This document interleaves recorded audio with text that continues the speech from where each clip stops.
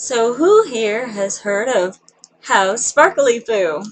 The idea behind it was that there were so many Mary Sues running around in the Harry Potter fandom that Hogwarts had to invent a new house just to have a place to put them all.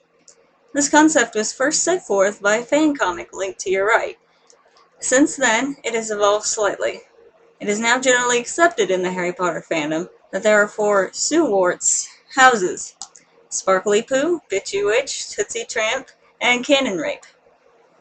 Each one contains Sues of different personalities. Sparklypoo is the one we're interested in here, so I won't get into the other three at this time.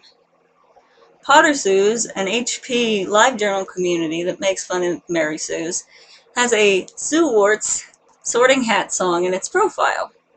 Of Sparklypoo, it has this to say: "You might belong in Sparklypoo, where dwell the pure at heart. Their perfect looks and perkiness set Sparklypoos apart." Note here the word perfect in regards to looks. Sound familiar?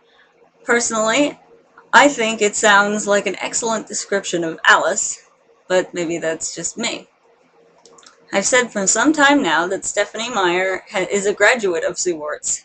In fact, she is currently head of House Sparklypoo. The biggest evidence of this is, of course, the fact that her so-called vampires sparkle in the sunlight, instead of being reduced to ash or merely being weakened like their traditional counterparts. Sparkle? Sparklypoo! Twilight's everything is sunshine and rainbows approach to fiction is a hallmark of Sparklypoo. Nothing can be ugly, for ugly is bad. There can't be any conflict, either, beyond, "My boyfriend dumped me. Oh, whatever am I going to do?" Because it is through conflict that characters are meant to encounter and eventually overcome the ugliest parts of themselves. For Sparklypoo Sues, there can be no higher crime, no deadlier sin than that of not being absolutely perfect at all times. So what is the appeal of perfect characters? As I said in the 41 Reasons reaction video, perfect characters are boring because they don't change. They are exactly the same at the end of the story as they were in the beginning.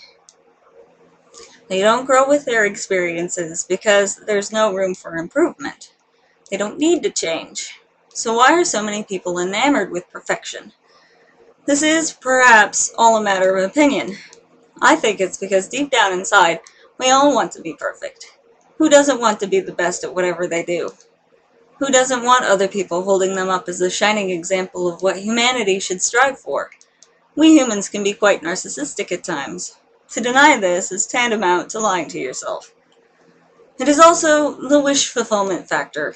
I want to be a sparkling Meyerpire with tons of superpowers and almost no weaknesses.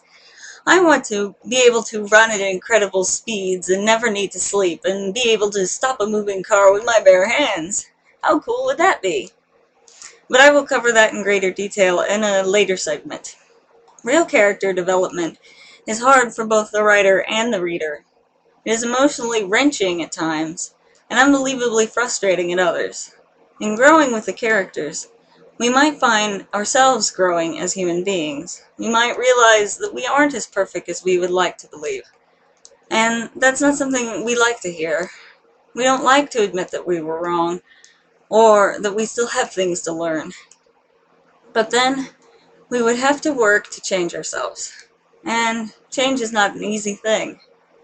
No, it's just easier to go back to reading about how Edward is more beautiful than a Greek statue.